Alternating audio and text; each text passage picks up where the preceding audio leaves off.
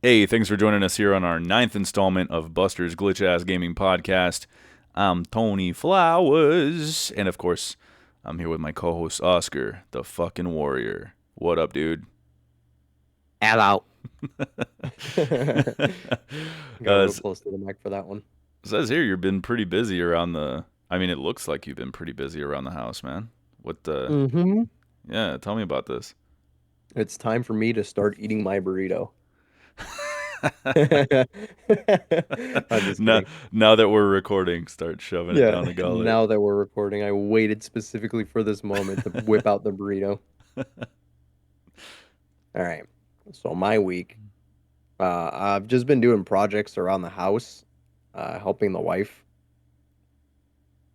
We ran I think I talked about this in a previous episode, but we ran an Ethernet cable from like our office room to the living room so that way we can get like Ethernet connectivity to our devices in the living room.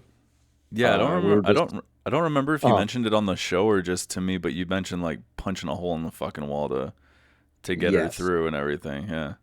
Yes, we drilled a hole through the wall and we put like little grommets so that it doesn't look as ugly. Yeah. Yeah. Um yeah, we did that and then we kind of ran it along the floor and then above the trim kind of to make it look nice. Hmm. And then just kind of nailed it down with some little clips that we had for like running cables and shit. But we were I measured the exact distance for that cable, Uh so huh. it's snug. It's a tight fit, so I might have to get like an Ethernet extender or something instead of Oh. getting like a whole new cable because it Yeah. just barely reaches. Like we're able to plug it into the network switch that I bought for it, but But it's like it's like Spider-Man in the second movie where he's holding the train and he's just being stretched to his max. exactly. Yeah, it's holding on for dear life to that network switch. So it's putting a lot of tension on the port. So I need to get an extender of some sort. That's so Uh crazy, dude. yeah, on top of that, we also moved the entertainment center from the gaming room to the living room because we're gonna like remodel this room again because we don't Oh. like how it's laid out. I want a bigger desk and Tanya also wants a bigger desk. So we're going to move some stuff around here. I'm thinking of getting rid of the TV on the wall here and just putting it like where we sleep in our master room. Hmm. That way that opens up a lot more space. And then the couch that's immediately behind me, we're gonna give that to my brother-in-law, Carlitos. Carlos, Carlito, the boy. But the new if BWE you Tag Team Champion. if he wants it. But yeah, that's kind of the plan that we have for this. So yeah, entertainment center is in the living room now. So that way like all of our consoles have a home. Very nice. Very Uh, nice. mo modern consoles, I was using that to house my retro consoles, but we opted to put them in the closet for now to find a better space for them. Maybe we can use them for decorations later, Uh huh. sitting on some shelves. Um, but yeah, that's kind of the game plan we got right now. That's what I've been working on lately. Hell yeah, dude, staying busy. And I was sitting there like when you were telling me that story, I was like, dude, fuck, like that's so crazy. You and I were doing almost the exact same thing this week. Remember, I think it was at work I told you that that I thought I had, or maybe it was on the fucking podcast. I don't even remember. Um, a big ol' Ethernet cable that I wanted to connect directly to my laptop in the room, hmm so that I can stream from the PC to my Vita now, because apparently you need that direct connection. Otherwise, it's gonna be probably all laggy and shit. hmm So so I dug it out of the closet outside on the balcony, and it turned out to be exactly the perfect length. I basically Nice. ran it from the living room, and I hit it along the wall. I went above and around like two different door frames and shit. And when it finally reached my computer, it has just like a little tiny bit of slack, and I was just like, "Damn, dude, we're like." I felt so good about that. It's probably not as well hidden as yours is. I put fucking nails and shit in the wall to hold it in place around the door Mhm. frames and stuff. But it's just crazy. We were doing the exact same fucking thing this week. No, that's about the same way I did it. I just use like little it's like little hooks that hold the wire, but then it's also got a nail that you like hammer into the drywall. Oh yeah, yeah. It's probably the exact same. Yeah, and we ran it across the floor, and we got like kind of like a wire cover or a wired guard, a wire guard to put on top of it, so that that Uh-huh. way we don't get it all dirty and nasty. Um, yeah, we just got it the same color as our tile, so you can't like you can tell it's there, but it's the same color, just to kind of like help it blend in a little bit more.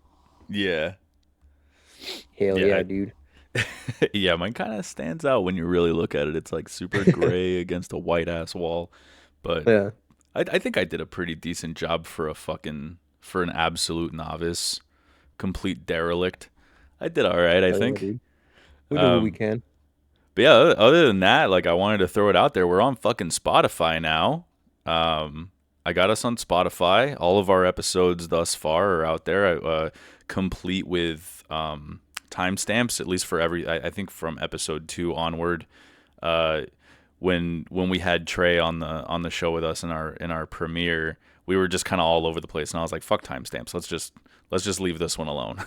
you know, Yeah. leave it pure. But I'm still trying to figure out how to get us onto other podcast services with the RSS feed. But for now, really excited that our show is more available. You don't have to tune in on YouTube, but maybe in the near future you might want to. Just want to throw Mhm. that out there. Um, let's see. Chelsea and I, we've been struggling to find a new TV show to watch. It's a little more on the Mhm. lighthearted side, because when she gets home from work, we have some dinner. We sit down, we watch. Usually, like we'll watch an episode of something, and we like to try. Or she prefers something a little more lighthearted when we're eating. So we've been trying to find something, and we came across this one on Prime called Chuck. You ever heard of it? Mm-mm. Yeah, it stood out to me because Yvonne Strahovski is in there, and she plays the character Miranda from Mass Effect 2 and 3, and she was also in the later seasons of Dexter. She Mhm. played what the fuck was that character's name? Hannah McKay. Yeah, she played Hannah McKay in Dexter. The show also has Tony Todd in it, which I thought was a really cool surprise. He played, most notably for me, he played Candyman, and he scared the shit out of me and my sister when we were kids. Um, he was also the voice of Venom in Spider-Man 2 on the PS5, which I've yet to Oh, that's play sick. still. Yeah, he has an awesome voice. Great actor. He was in a couple of the Final Destination movies, but he you might recognize because I know you're not super huge into movies. Do you recognize the name Tony Todd? Can you picture who I'm talking about? Absolutely not. Okay. Well, he did unfortunately pass away recently. So No. yeah, just recently. I want to say like maybe a month or two ago or something. Like right around the time this latest Final Destination movie dropped, and he was in that. I think that might be his last on-screen performance that we'll see him in and stuff. But Oh, I know Tony Todd. He was the fucking mortician in Final yes, Destination. yeah, he's so cool, man, and he's in this show. So I thought it was really nice to just randomly come across some more media that he was involved in. The show's pretty fun so far. Dude is basically like a tech geek who Huh. has all the government's secrets accidentally downloaded into his brain, and so now he's living the life of like a secret agent, working with other secret agents, and trying to balance that with his normal life. And it's just more comedy than anything. And yeah, it's actually pretty charming so far. We both really dig it. We're only a few episodes in, but I'm not gonna lie to you, that premise sounds like a movie that Gary was telling me about over the weekend. I think it was Johnny Mnemonic. He was telling me about. I've never seen that. That's that Tom Cruise movie, isn't it?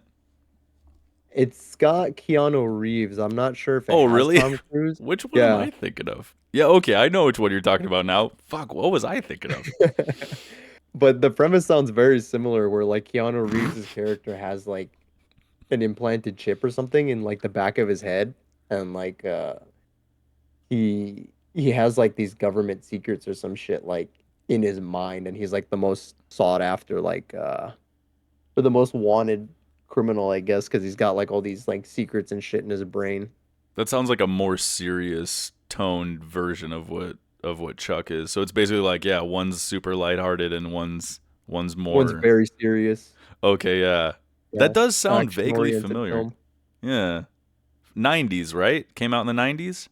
Yeah, I want to say it was a 90s film. When I was watching the trailer, bro, it looked like absolute shit. The trailer, I'm sure the movie's fine, but the trailer was goofy as hell How dare you talk that way about Keanu Reeves movies? about Keanu Reeves. He's an excellent fella. Get the fuck up, samurai. Yeah, we got We a got a city to city to burn. point. This is Johnny Silvercock.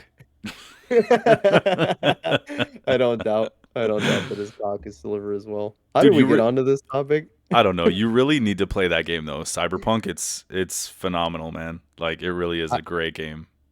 I have it downloaded. I do want to play it. I want the Phantom Liberty, but I might You're just you, jump into it. you're better off waiting cuz yeah, like there's some substantially good shit that Phantom Liberty adds. That whole extra little piece of story content is awesome. Uh-huh. Yeah. It's definitely worth waiting for. But when you do get it, trust me, put it at the top of your must playlist, man. It belongs there. Awesome shit. Okay, Bobby. All right, bruh. So let's jump into the download. Game and hardware updates of note for this week. Number one, we got Oblivion remastered. They received its 1.2 update, now live on Steam Beta, primarily addressing performance issues and bug fixes across quests and gameplay. Additionally, players get a new Journeyman difficulty and the ability to fine-tune combat damage settings. That's cool. Yeah. The difficulty addition is really nice to see. I remember when Mhm. the game dropped and people said that there was a significant jump between the adept difficulty and expert, so I tried it out and they weren't fucking kidding, dude. Enemies turned into sponges and they just started dribbling my ass all over the place, and all of a sudden I couldn't even take on a couple of fucking skeletons anymore. It was bad, dude. They were breaking your ankles and shit, bro. Like it's so bad. You couldn't even fight like the river crabs or anything. Do I they have mean, river crabs in Oblivion, or is that just a Skyrim thing? the mud crabs, yeah, they're in there. Yeah, Yeah, yeah. they're in there. Yeah. Excellent. They're Love those pretty fuckers. yeah, they can't really do too much. They're just there as fodder, I think.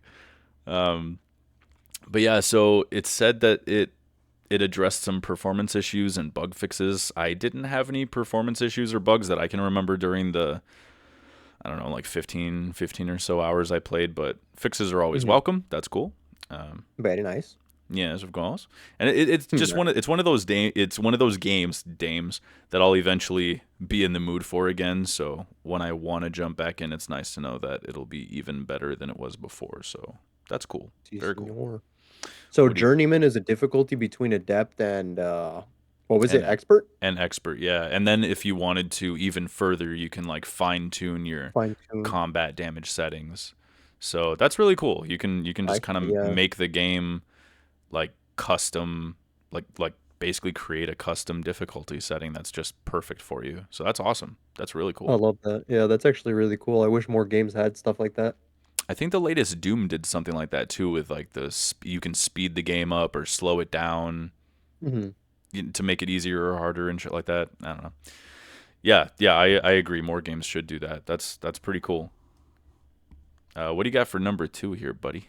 All right, number two, we got Helldivers 2 releases its control group Warbond today, and it introduces a host of experimental alien tech and inspired gear. This premium Warbond will bring high risk, high reward gameplay with a powerful 7-barreled weapon. God damn! A Yeah, dude. plasma cannon, and even a teleportation backpack that can be deadly to its user. Classic Helldivers. Hell yeah, dude. Always great to see more Helldivers, man. I Yeah, dude, did. that's awesome. Did you happen to see the trailer for this? I No, think. I didn't get a chance to check it out. Oh, okay. Yeah, I did link it. Yeah, I linked it in Oh, is the that the hyperlink? Oh, okay. uh-huh. Yeah, if Um, if you get a chance, check that out. Like that 7 barrel weapon looks so fun. Like there's some fun shit in there, man. It looks so cool. Um, yeah, it's nice to see that Helldivers is always getting like new shit added constantly. I can't imagine what the game is like now from like when we first played, bro. There must be so much like customization in terms of weapons and like armor and stuff. I think they added that last time, didn't they? Some like you can customize your primary weapon now. You can do different Yeah, upgrades and stuff too. That's so cool, man. Like yeah, I think the game is in such a state now where you could just kind of use whatever you want, and there's no must-have or must-use loadouts anymore. So yeah. that's really cool, especially since it's coming to Xbox players here pretty soon. I think it was August. 20 something. It's like right around the time when Metal Gear Solid Delta is dropping. So I want to say it's around the 26th or something. It's coming out the holy day. And No. and since the war bonds never expire, I'm pretty certain they'll have access to everything content wise. You know, granted they'll still have to earn or purchase everything, but Right. that's fucking cool though. Like, you know, they can just kind of Yeah. pick and choose. They can look and say like, "Hey, this war bond looks cool. I want to try to unlock that stuff." And it's really not going to be like, "No, no, no, don't unlock that shit because this is what you need. If you don't use this, then you're going to fuck everybody over." I don't think there's anything like that anymore. So that's You're cool. getting kicked immediately from my server, buddy. Yeah, exactly. Exactly. uh, Yeah, that's cool, man. yeah, one of these days we should jump back into that, but I'm content waiting a little while. I think we had a decent run with Helldivers too. I think. How many hours do we have in it? I know you Uh, guys probably have more hours than I do because I remember struggling like finding the time to actually hop on. yeah, if I were to guess, I can pull up Steam here if it wants to fucking hurry up and load, but I want to say maybe around 40 hours or so. Yeah, I have 52.2 hours. Oh, 75 hours. God damn. All right, never Yeah, mind. you guys have a lot more than I do. But yeah, this Okay. game was fun. It's Yeah. super, super fun, and it seems like it's just going to be even more fun picking it back up again, you know? Yeah, exactly. Exactly. Yeah, a lot of customization, Mhm. a lot of new enemies now. And then this next one, pretty well. These next two, really, we'll just kind of blow through them, I guess, unless you have Mhm. something to say about either one. But number three, PlayStation 5 users received a new system software update, version 25.05-11.60.00.05, on July 15th, 2025. This latest update primarily focuses on enhancing overall system software performance and stability. Whatever the fuck you say, bro. What do you got for number four? All right, number four, Nintendo rolled out Switch system update version 20.2.0 on July 14th, 2025, for both the original console and the new Nintendo Switch 2, addressing parental control transfers and internet connection Yikes. issues. Additionally, this update significantly improves backward compatibility for the Switch 2 with previously problematic titles like Portal 2 and Crypt of the Necro Dancer now running smoothly. That's pretty cool. Yeah, yeah, and I looked it up just out of curiosity, Mhm. whether or not the Switch One and Switch Two share that version number, and apparently they do. So both of them are version 20.2 or whatever.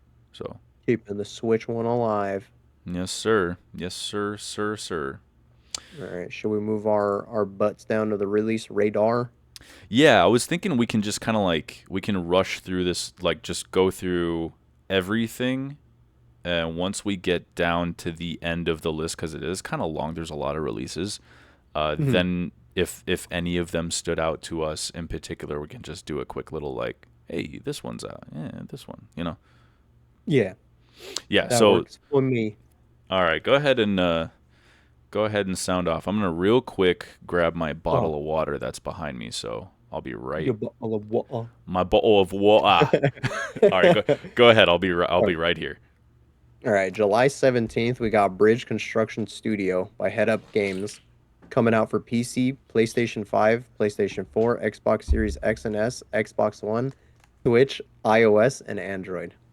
Next, we got Donkey Kong Bonanza by Nintendo coming out for the Nintendo Switch 2 exclusively. Next, Yes, we sir. got Hunter x Hunter or Hunter x Hunter, Nen X Impact by Bushi Road Games I guess. coming out for the. And I'm pretty sure that's how you say it. Coming out for the PlayStation 5, PC, and the Nintendo Switch. Like the first one or the second one? It just says Nintendo. It just said Nintendo Switch. I copied and pasted that. Hmm. I didn't make any changes to it. So I'm assuming it would probably look better and play better on the Switch too. But I think it actually is just dropping for the Switch. Hmm. That's interesting. Anyway, moving on. Also coming out July 17th is Neon Abyss 2 by Team 17, launching into early access on PC, as well as Robocop Rogue City Unfinished Business DLC/expansion by Teon, coming out to PC. PS5, Xbox Series X and S. And then lastly, but not least, The Wandering Village by Stray Fawn Studio coming out for the Switch. And then on That's July all 8th, for. oh Yes, sorry, sir. sorry, No, July you're good, 18th. buddy. Go ahead. You know what's really funny is when I got up to grab my my bottle of water, I realized I also had to rip some serious fucking ass. So I don't know if it came through on my microphone because I wasn't too far away from where I was sitting before I just bombed the room right now. Uh, And I was like, "Fuck, dude!" So I had to turn on the fan real quick because it like fucking. it Anyways, stink. yeah, yeah. See, I don't like the smell of my own brand here, man. Anyway, No, sir. July 18th, Shadow Labyrinth drops. It's a Bandai Namco Studio Incorporated project, I guess, whatever the fuck. Coming to PC, PS5, Xbox Series X and S, Nintendo Switch and Switch 2. That's that one. It's like Pac-Man or something. Oh, yeah, that is like that weird Pac-Man kind of Metroidvania looking. Metroidvania, huh? Yeah, looked kind of Yeah, cool. Looked kind of cool. that's cool. hmm July 22nd, we got, hopefully I can pronounce this correctly, Abiotic Factor. That's how I would have said it. So hell yeah, go on, Beautiful. brother. By Deep Field Games, launching into 1.0 on PC, PlayStation 5, Xbox Series X and S. And then we got Grimshire by Acute Owl Studio, launches into early access on PC. Luto by Broken Bird Games, coming out for PlayStation 5, Xbox Series X and S, and PC. We also got Miscellaneous, a Yeah, yeah. I Tiny don't. Tale. Yeah, it's just called miscellaneous, like misc. I don't know, but Yeah, wh- Miscellaneous, a Tiny Tale, whatever. uh, by Tinyware Games, coming out for PC and Switch. And then next we got Monument Valley 3, by Us Two Games. Yeah, yeah. I almost, I almost pronounced that as one word. I was gonna say like Utsu. Ustu. It was two games. Coming out for PC, PlayStation 5, PlayStation 4, Xbox Series XS, Xbox One, Switch, and it is already on iOS and Android. Lastly, for what day is this? July 22nd, we have Wildgate by Moonshot Games coming for PC, PlayStation 5, Xbox Series X, and S. And then we got on July 24th, Killing Floor by Tripwire Interactive coming to PC, PS5, Xbox Series X and S. Super Mario Party Jamboree coming to the Nintendo Switch 2 edition, plus Jamboree What? TV by Nintendo coming to obviously Nintendo Switch 2. So I guess that's an upgrade if you already own it. Cool. Yes, sir. And then Wuchang, I think is how you pronounce that. Fallen Sounds Feathers right to me. by Lindsay Games, coming to PC, PS5, Xbox Series X and S, and that's the end of our list for this week. What all stands out to you here, man? I'm actually looking forward to Killing Floor 3. Killing Floor 3 sounds. Oh man, bro, I fucking love Killing Floor. Like I played the shit out of the first game and the second game. Really? Yeah, I love Killing Floor, dude, because it's like you're just group up with like I want to say 8 other people. No, I actually had it on my list of notes here that one actually stood out to me too. I've never played one, so I couldn't tell you shit about the series, but it looks fucking sick. Dude, it's awesome. You're like fighting against waves of like these really ugly, like disgusting. They're not even zombies. They're just like science experiments kind of gone wrong. Yeah. Um, and then at the end of the waves, not at the end of the waves, but it's like you have to survive a certain number of waves, and at the end of that, they'll throw in an extra wave with like a boss that you have to fight at the end, and they're usually really hard to beat. So you have to like really work together. I say they're usually really hard, but I remember them being they're hard if your class level is low and if your teammates are shit. So you really have to focus on cooperating, Uh huh. especially if you're at a low class level. But yeah, dude, it's really awesome. We should definitely play Killing Floor. Killing Floor is fucking sick. Well, I think Epic Game Store gave away the second Killing Floor game a while back. Let me check. I think I may have that in my. Yeah, I do. Yeah, I have Killing Floor 2 in my library. Very nice. I wonder if it's cross-platform though, because I own it on Steam. Okay, I'll have to look into that, but we'll remember that hopefully after the show. Fucking Do you think that maybe Call of Duty Zombies fans would see some appeal here? Because that's Yeah, kind of the vibe I was getting from it. The six yeah, player co-op battling waves of Zambos. yeah. It does definitely have has that vibe to it. Gotta get the Just Zambies. a lot more chaotic, and there's a lot more crazy shit that you can do because you have like in the second one, I remember like your class had what are they called? Buffs? Not buffs. Stats? You could change like your not your stats. What am I trying to say? Yeah, I guess I'll just call them buffs. Like you could change your buffs to like specific things. Like if you Like wanted to be perks. like, yeah, there you go. Thank you. If you wanted to Okay, be more gotcha. like support oriented, or if you wanted to be like a one man army type shit, Yeah. um, it was really cool. You could change up your play style essentially, Yeah, not gonna lie, that one definitely was one of the few that stood out to me in this long ass list of games. dude. Let's play it. Killing Floor is fucking good shit.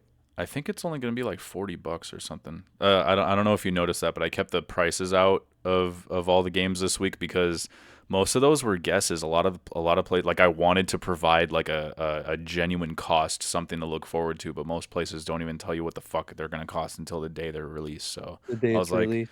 I was like, fuck that. I'm just gonna stop doing that. Interesting. Yeah, I think Killing Floor 3 is $40. Yeah, it's 39.99. I'm looking at it right now. Oh, okay, Shit, cool. on Steam, Killing Floor 2 is actually cheaper than the first game. It's $3. No shit. Well, Yeah. yeah, I'll have to look to see if it's crossplay. If so, I'll install it. We can give it a shot. But Hell yeah, are dude. are you gonna get Donkey Kong Bonanza? It's dropping today, right? Yeah, I'm actually going after the podcast is finished recording. I'm going with the lady. We're going to Best Buy and picking it up. Oh, so jealous, dude. I can't wait to hear your thoughts on it next week, bro. If you end up getting around to playing some this week, dude, please give me some thoughts. I need to because it's getting really great reviews. But I don't care about anybody else's opinion. I want to hear yours. You know what I mean? Like I want to hear what Mm, you have to say. Um, yeah, if I was a Switch 2 owner, this would be a no-brainer, man. Looks like so much fun. absolutely, man. Yeah, I'm gonna get it day one. I'm really excited to play it. I was really looking forward to it. It looks really, really fun. This will Yeah, be my dude. first proper 3D Donkey Kong game because I never played 64. You guys both getting your own copies of it? No, it's just gonna be me. Tanya Okay, doesn't gotcha. really. The only thing she cares about on the Switch are Legend of Zelda games. That's it. Oh, hell yeah. Well, at least she has good taste in that. So Yes, sir. maybe she'll be super enthralled by watching you play this, and she'll be like, "Dude, that looks like fucking a great time." Who knows? Who knows? I'm gonna force her to watch me play this. You got Yeah, dude. anything else that sticks out to you Yeah, too. in this One list? of the I've heard great things about RoboCop. If you're like a fan of the movies, which I've never seen. If I did, I was definitely really young, so I don't remember too much about it. But I heard the game is like it's really fun. It's gruesome, not overly long, and yeah. So I'm sure that one, the DLC, is sure to excite a bunch of folks out there. But just a word of caution: I saw this morning some folks saying that the DLC is suffering some performance issues, so you might want to hold off until it's updated for anybody interested in RoboCop DLC there. But you know which one really stood out to me? I watched the trailer for The Wandering Village, and it looks fucking cool, man. That one looks really cool. Like I might get that one on PC one day. It's on Steam. And I say that because if you watch the trailer, I don't know how well it's gonna run on the original Switch. You know what I mean? Mhm. Uh, but you guys, since you have a Switch too, if that game kind of piqued your interest at all, like it looks like a winner. It'll probably run very well on the Switch too. But yeah, the Wandering Village looks really interesting, man. I like that. I don't know what about it is speaking to me, but the aesthetic's nice. And if Dude, I'm not mistaken, it's getting like crazy good reviews on Steam at least. So, but yeah, yeah, I I'm don't know. looking at it right now on Steam. It looks really fucking cool. The premise seems really interesting. You got like a Right, village on the back of it's like a a dinosaur s- or something. yeah, some kind of monster with a mountain on its back, and it's like traveling across the world as you're like developing your village. That looks really cool, actually. This Yeah. actually, I'm not gonna lie, this looks like a game that Tanya would play. Well, Show it to her, man. She might want it for her Switch too. Yeah. I don't know. Again, I don't know how well it's gonna run on the base Switch for anybody that's interested, but I'm sure if you have a Switch 2, it's gonna run just fine. So we'll see. I don't want to play this. This looks sick. The art style Right? is nice too. Yeah, I added that shit to my wish list. But Me too. oh, dude, can't wait to hear what you have to say about DK. I know. Banana. I'm excited, bro. Banana. That TikTok um, you guys made was so good. I love that. yeah, that touch with the banana was Yeah, yeah. so I love was perfect. Mwah. that. Yeah, Um, chef kiss. I have two other games that I'm actually interested in. So the Super Mario Party Jamboree TV expansion thing. Hmm. Me and Tanya were actually like waiting for that for a really long time because we want to see it'll be the first real test of like the camera and how well it works with like games and shit. So Yeah, we're like really that was the whole purpose that we bought like the Nintendo Switch 2 like camera is yeah. we wanted to play the mini games for the Jamboree, but we Oh, got baited because we didn't realize that the game didn't get the expansion until the 24th of July. So we're like, fuck, we have to wait like a month. oh, okay. So you already have Jamboree. Yeah, So what's the Switch 2 edition upgrade going to cost? Do you know? Or I is think that included in your subscription? for NSO, I think it's included in the subscription, so I'm covered there. I actually Cool. don't know how much it's going to cost for individual users. Um, Gotcha. hopefully it's just a $10 price tag, like how they did it with Tears of the Kingdom and Breath of the Wild, but you never Yeah, know with Nintendo. for sure. You guys going to play that online or just locally? No, probably just locally between me and the lady. Right on. Right on. Oh yeah, and then we'll have you guys try it whenever we have another get together here at the house. Fuck yeah. I think that'll be really fun. It kind of like it reminds me of fucking. It's basically just the Connect, like the 360 Connect thing Yeah. for the Switch too. That's Yeah. essentially what it is. Yeah, it looks pretty cool, man. Like I'd like to hear your thoughts once you, you know, utilize it for to like see if it actually if it works well, if it serves its purpose, if it how much did it cost? Like, do you remember? Was it like a Oh, I don't even remember. I want to Oh, say it was okay. like $50. Okay, yeah, see. Yeah. Is it worth the $50? So, I'll be looking Yeah, forward it's to hearing what you have to say about that. 54.99. So that comes out a week from today. Yeah, sure. And then so we can move on. My last one is Wuchang Fallen Feathers. I know it is a Souls-like, but pretty lady, so I want to play. It does look cool. I'm not gonna lie. Yeah. I watched that trailer too, and it looked really cool. Yeah. Uh, But yeah, the Souls like kind of immediately gives me pause, you know. So, yeah. but if you end up playing it, I'd love to hear what you have to say. I think that's on the Xbox Game Pass list too. So I think it's day one Game Pass. Xbox Game Pass. Game Pass toddler Toddler stance. stance. Good old Phil Spencer. Good He old just fired Spence. 9,000 people. Cocksucker. The motherfucker. No, yeah, I'm looking forward to Wu Chang Fallen Feathers. It looks cool. If it is a Souls like, I'll just play as much as I can until I rage quit, basically. Maybe it's a Souls like that has a difficulty setting. Maybe. Maybe. I'll Maybe. let you know Yeah, please do. when I Please get do. it. All right. With that, let's move over to Freebie Foreskin. Yes. Uh, this week, free on the Epic Game Store, Civilization 6 Platinum Edition. Says Sid Meier's Civilization 6 Platinum Edition is the perfect entry point for PC gamers who have yet to experience the addictive gameplay that has made Civilization one of the greatest game series of all time. End quote. Just as a quick little tidbit here, this edition is usually priced at $80. Um, Oh, damn. I have to say, most of the time, Epic's free games are kind of hit or miss, but once in a while, they give out something pretty big or something you've always considered buying but never got around to it, you know? And Hmm. personally, I've always wanted to try to play Civilization, and I did have a chance to jump in already since Epic actually gave away the base game a little while ago. So I downloaded it and I jumped in. I was drunk that night and I was just like, I'm going to try out Civilization. Not a good idea. Because the game is like really complex, and I knew that if I were going to actually play it, I'd have to be dedicated and not just toying around, you know. Yeah. So this is one hell of a get right here, folks. Just make sure you take advantage of this.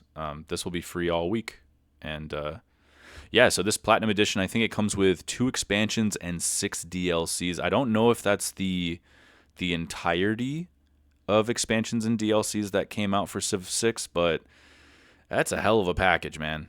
That's a hell of a package. Free all week, Yeah, it man. is. Grab it. That's Add a it to your fucking library. fantastic deal, bro. $80 Oh yeah, game for free? dude. Yeah, yeah, dude. So that's what we got for Epic. You've got our Game Pass, our upcoming Game Pass selections here for the week, brother. What do you got? Yes, sir. For What's old? Xbox Game You know, Pass. what's Phil Spencer got in store for us? Good old Phil Spencer has got on July 17th, we got Robocop Rogue City by Teon Games. Coming out for cloud PC, Xbox Series X and S. Also July 17th, they got My Friendly Neighborhood by Ducky Dev Games. Coming out for cloud, console, and PC. As well as July 18th, we got Back to the Dawn by Metalhead Games. Coming out for cloud, Game Pass, console, and PC. July 22nd, Abiotic. How did I pronounce it last time? Abiotic? Abiotic, yeah. Mm-hmm. Yeah, Factor by Mm-hmm. Deepfield Games. Also, Cloud, PC, Series X and S. July 23rd, we got Wheel World by Messhoff Games. Or, Mm-hmm. well, I guess I'll just call it Messhoff. They don't, no games. Yeah. Just mess off. No games. No games. No games, just Messhoff. I could just see them Coming to, correcting you. No games. yeah. Studio, no game. That's so funny. Yeah. Coming to cloud, PC, Xbox Series X and S. Then finally, we got July 24th. We got Wuchang Fallen Feathers by Lindsay Games. Coming to cloud, PC, Xbox Series X and S. By And that's all we Lindsay. got for Game Pass. Yeah, so day one Game Pass, Wuchang Fallen Feathers. Abiotic Factor, we mentioned that one earlier, so is that Is that day one Game Pass? It is. Yeah, so Abiotic Factor, day one Game Pass. Brash? And then I saw RoboCop, so that drops today. But I looked into it just in case anyone was curious. But chances are that's not going to include the DLC that's dropping. So it's probably just the base game to give you to give you a fat taste of it and make you want that DLC. But yeah, anyways. Dang All it. right. Coming this week to PlayStation Plus. Okay, so this is kind of a long list. Bear with me here. For extra and premium subscribers, we got Cyberpunk. Holy fuck, dude. Cyberpunk 2077 by CD Projekt Red, available PS5, PS4. I have no idea how well the PS4 version is running now, so if you... I don't know. If you're out there and you try it on the PS4 in a modern sense, please. We'd love to know how it runs nowadays. Yes, please. Otherwise, please play it on the PS5. Hopefully she's surviving. Seriously, Abiotic Factor. Here's another one. Look at that. So they're coming to PlayStation Plus and Xbox Game Pass. Deep Field Games coming to PS5. Banishers: Ghost of New Eden by Don't Nod coming to PS5. Bluey the Video Game by Artax Games, PS5, PS4. Planet Zoo by Frontier Developments, PS5. Risk of Rain 2 by Hopu. Hopu Games? Yeah, no, I Hopu. think you got it. Hopu Games. Hopu Games. I like it. Yeah. Sounds fun. PS5, PS4. Tropico 6 by Limbic Entertainment. I think that's kind of like a Civilization type game there. Nice. Available PS5, PS4. New World Eternum. Eternum? Yeah, Eternum. That's how I'm going to pronounce Yeah. that. Eternum? By Amazon Games, PS5. And the following are only available to premium members: Twisted Metal 3 and Twisted Metal 4, both by 989 Studios, both available PS5, PS4. Everything listed above is available right now, but Abiotic Factor will launch into the service July 22nd. There's also a 30% discount for Cyberpunk 2077 Phantom Liberty, exclusive for PlayStation Plus members, available until the 23rd of this month. Also, I want to throw out there, since we're on the PlayStation side of things, they have a pretty substantial sale going on right now in the PlayStation Store. I want to say like over 4,000 games are on sale. Pretty deep Yeah, discounts on a lot of games. I didn't fucking write down when that's on until, but it is currently in progress. It's like their big summer sale. Please check it out. Probably cop some serious discounts in there. I think they said like for example, fucking Dead Space is super fucking cheap, like 80% off. Even goddamn. even newer games like I think Expedition 33 is on like a small discount, but still, that one's in Mhm. there. Baldur's Gate has a discount this in here. Yeah, there's a ton of shit, dude. Check it out, man. Might take you an Yeah, entire day to scroll through all 4,000 plus games. I got a shit ton of notifications last. I think it was last night or yesterday, telling me that most of my games on my wish list were on sale. Oh hell yeah, dude. Hell yeah. Yeah, I wonder if but that's because I really want Astrobot. I don't think that one's on there, but I'll check later. Anyways, what are you playing this week, brother? uh really quick before we move on, I'd like to give a shout out to Risk of Rain 2. I fucking love that game. Anyone that hasn't played it, it's a roguelike. Uh, very fun. Oh, Very, very fun game. so are you talking about the Risk of Rain 2, or are you talking about the first one? The second one. The first one, I think, is like a side scroller platformer, but it's also roguelite, so you're like trying to survive.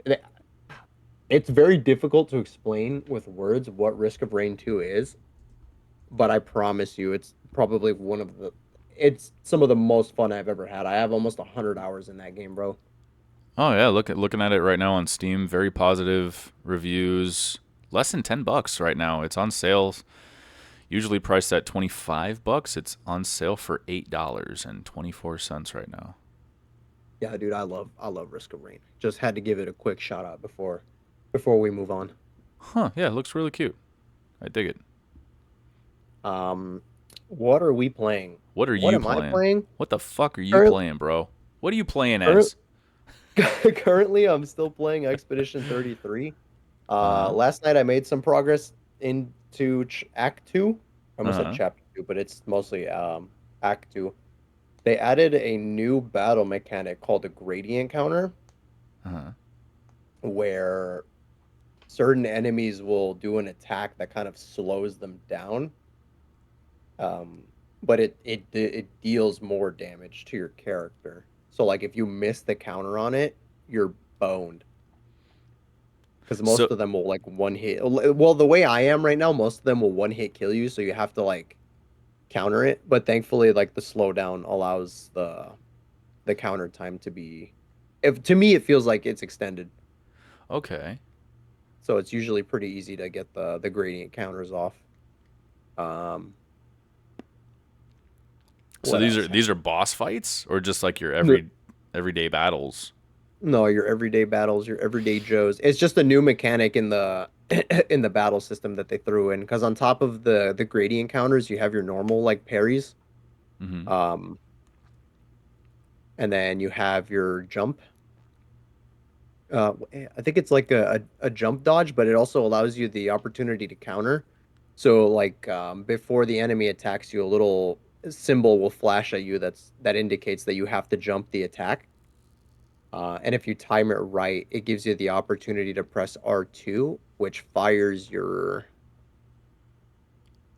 what is it? I guess your shooting attack, so Uh to huh. speak. And it does like yeah, it's a damage counter. Uh huh. And then you also just have your normal dodge button, which is the circle button, and that gives you a huge window to dodge enemy attacks. Sick. Sick.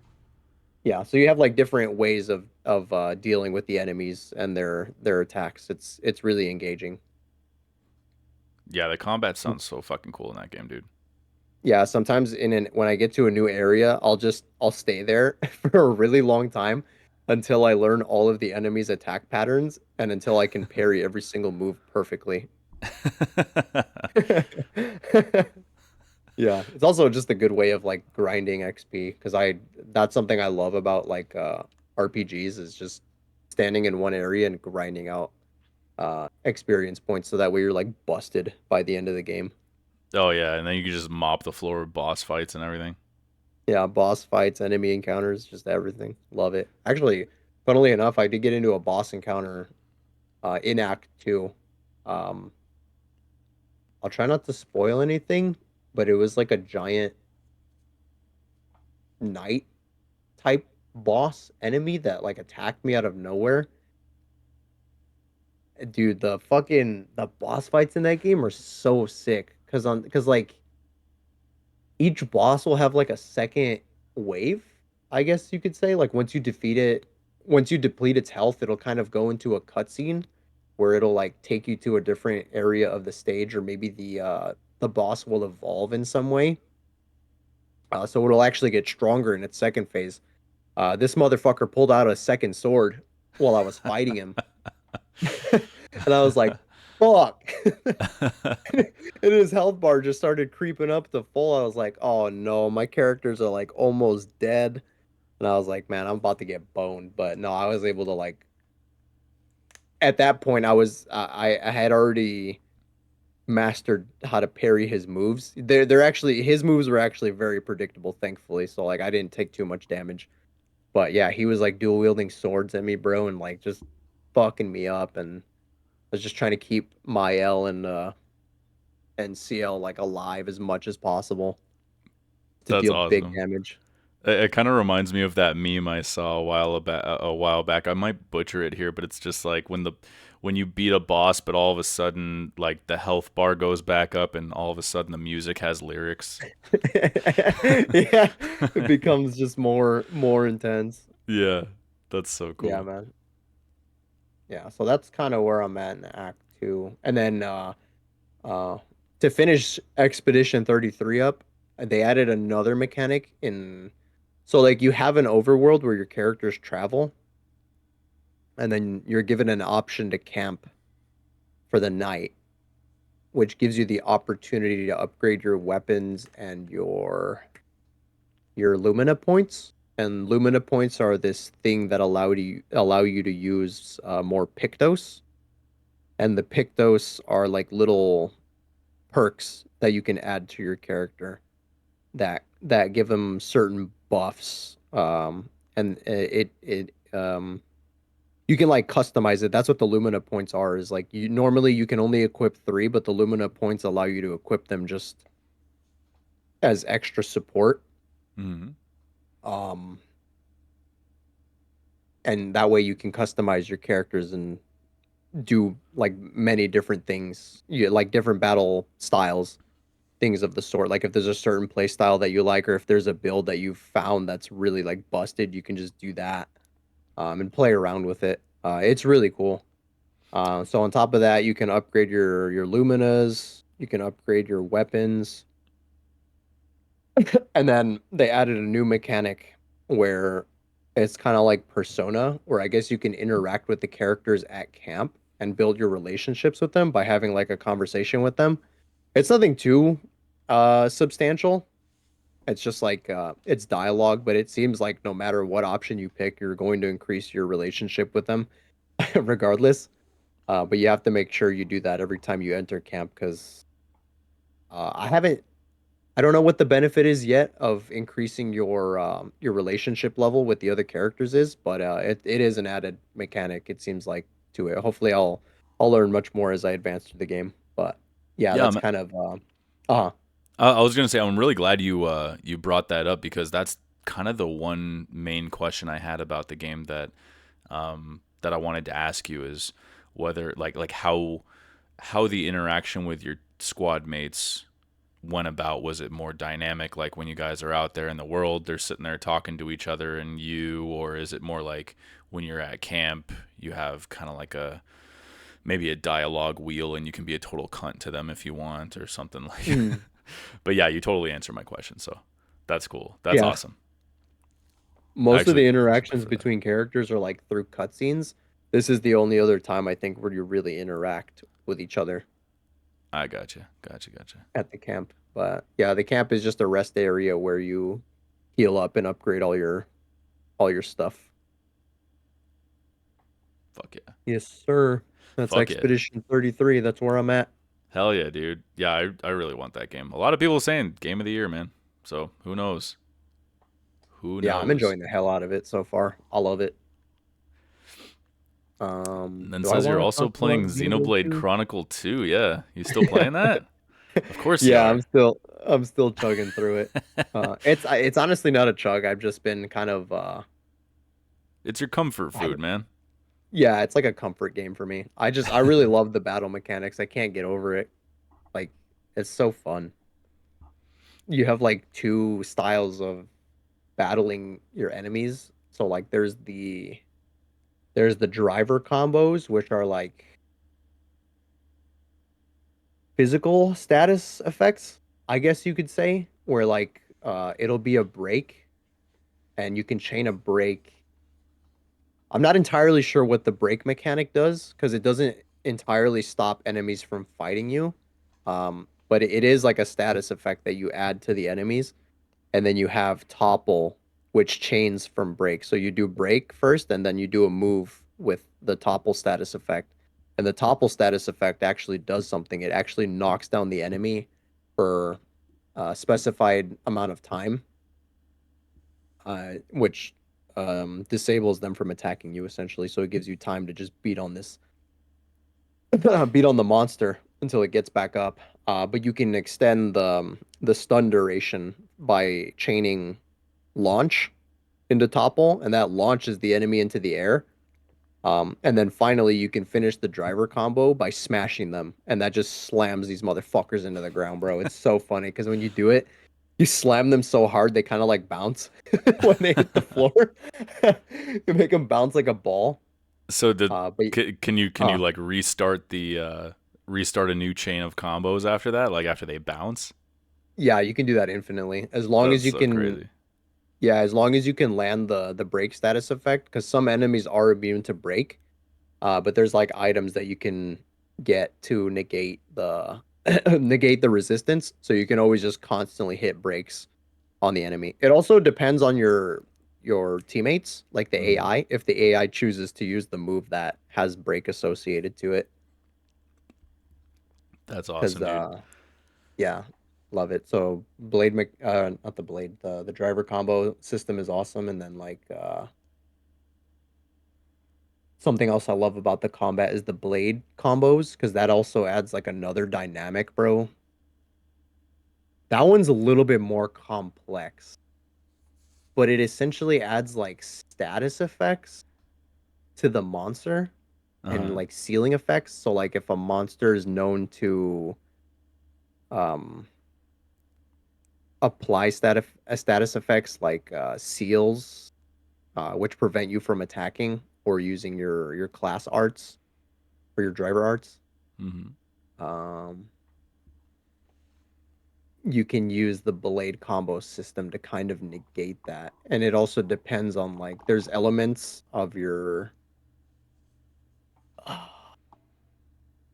there's like elemental status effects that you can also add on top of that. It's so complex, dude. There's a lot to it.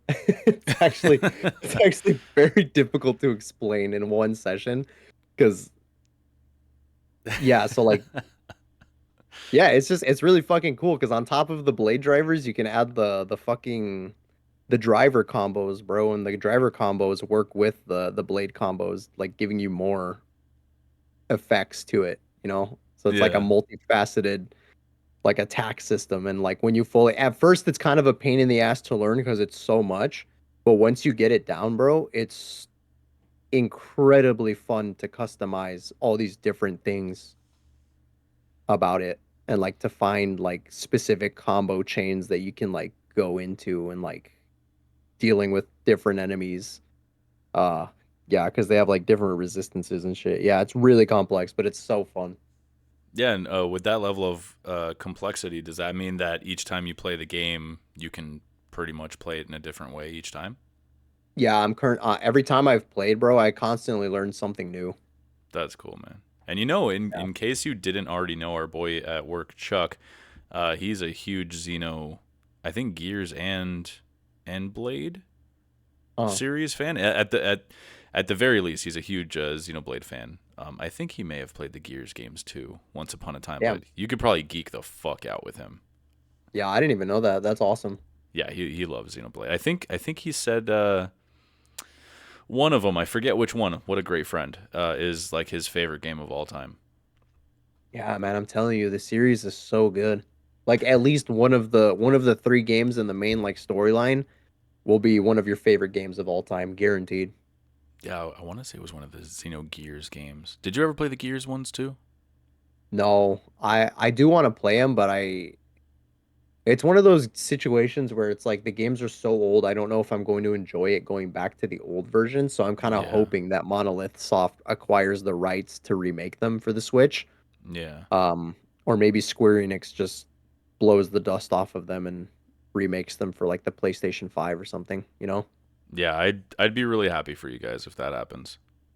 Yeah, I wouldn't mind going back and playing like Xenogears or Xenosaga. Yeah, just more in a modern sense. Yes, sir. I feel you, bro. All right, bud. Tell me about what you're playing. I've droned on too long. Oh no, dude. I liked listening to you trying to figure out how to fucking like you're just like stumbling over yourself. I'm just like, yeah, I would totally do the same thing if like there was something so complex. Like, how the fuck do I even explain this? That was really fun. Yeah, it's so difficult, dude. Well, I'm still playing Death Stranding 2, but what I'm gonna do, just because I didn't get too much farther this week, I'm gonna combine my notes from this week to next week's and hopefully have more to say about it then. But I'm Oh, still really enjoying it. It's absolutely gorgeous.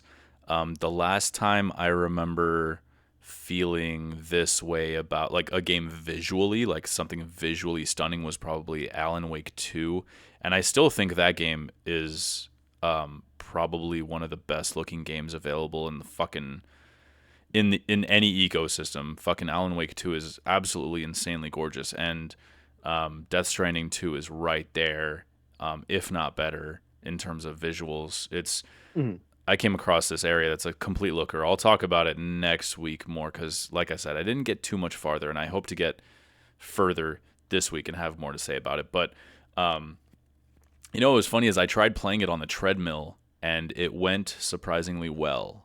I was like, Did it? yeah, yeah, yeah. Chelsea was on the elliptical and I pulled out the treadmill. I was like, I'm gonna try playing some Death Stranding because he's hiking. I'm gonna hike. Let's see how it goes. And it turned out okay. I almost busted my ass maybe once, because it's you're walking, you're not really like moving the camera around like crazy amount and breaking anyone's ankles kind of thing, trying to get around anything. So I figured that might not throw off my equilibrium or whatever. But Mhm. yeah, went really well. But I had to stop because the next main mission I had was going to require either combat or stealth. So I was like, yeah, I'm better off being stationary when I jump into that mission.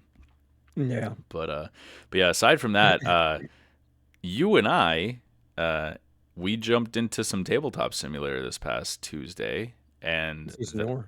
that was fun as hell. Um, so we played a full game of a game called Fire Tower, and then we played a full co-op game of Nemesis, and I'm sure you could see how even more players in both of those games could just make them like even more exciting and just chaotic.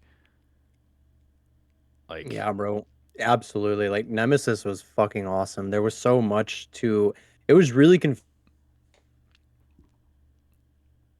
but I your explanation, I was able to like quickly pick up on what I needed to do. oh But yeah, yeah, starting off it was it was intimidating, right? There's so much on that board.